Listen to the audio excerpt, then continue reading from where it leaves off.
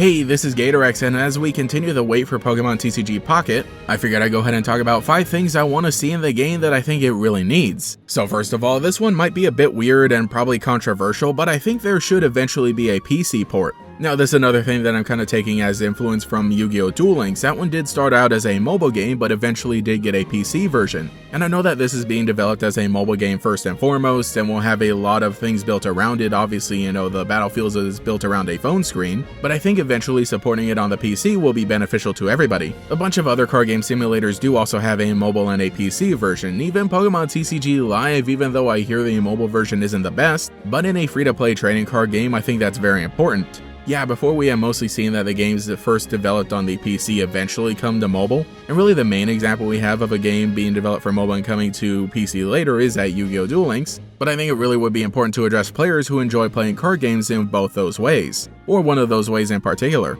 And of course, obviously, I would want your account info to carry over across both platforms. And also, this is more of a personal thing, but I think it would be a lot easier for creators to cover this in videos if they did have it on the PC. Not saying that there isn't a way to screen record your phone. In fact, I'm obviously able to do that, but I think giving people the option would be best. I don't expect it to happen too soon, but it's something that I would like to see eventually. The next thing I will want to see from Pokemon TCG Pocket are events. Now we kind of have these in Pokemon TCG Live, but they don't really extend much beyond just some cosmetics for your character to wear. And the core player base of that game doesn't really care about the character customization as much as they do, actually playing the game. And we do get a different battle pass here and there, but that really just helps to break up the different sets and not so much the different eras or the time of year you're playing. So what I'm really getting after are seasonal events that we see in Pokemon Go and Pokemon Masters. Halloween stuff and eventually Christmas stuff and, later summer stuff. That really just makes the game feel alive and really adds to the presentation that I feel Pokemon TCG Pocket could really take advantage of. I mean, during the first year of Pokemon Go, the very first big event was a Halloween event, and that just had everybody extremely excited.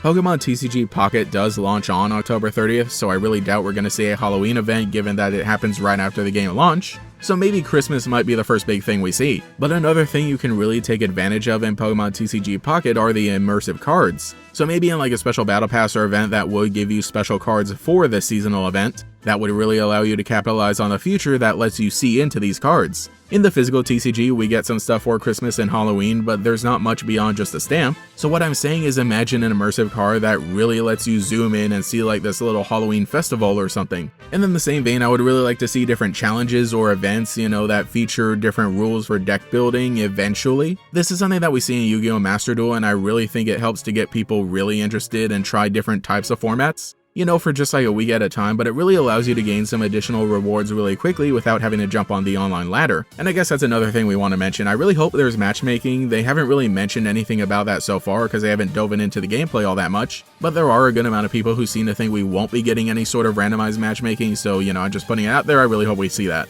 But enough about playing with people. What I want to see is a single player mode. Now that is actually something that was confirmed. We will be able to have some sort of bot battles, but I kind of wonder if we'll get some sort of campaign. Maybe just like battles against the gym leaders. They are already in the game as supporter cards, so maybe you could kind of just have that artwork to represent them when they're giving like really quick dialogue just in a little bit of story. And this is something that we've seen DNA, the developer of this game, actually do in Pokemon Masters to great effect. And again, this is yet another thing that is kind of inspired by Yu-Gi-Oh! Duel Links, which has its own single player campaign. So yeah, I think that's something that Pokemon TCG Pocket could really benefit from and would help it stand out from Pokemon TCG Live even more so. And the last thing I'm going to put on my wish list is good music.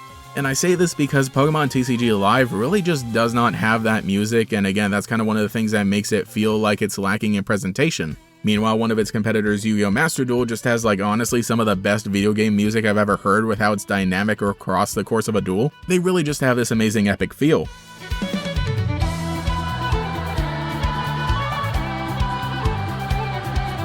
So, taking another note from Pokemon Masters, again, the game also developed by DNA, which is working on this game, that has some great original tracks, but a lot of the songs in it are actually remixes of stuff from the main series video games, but they're all done really well and are able to bring this brand new feeling to each of these songs.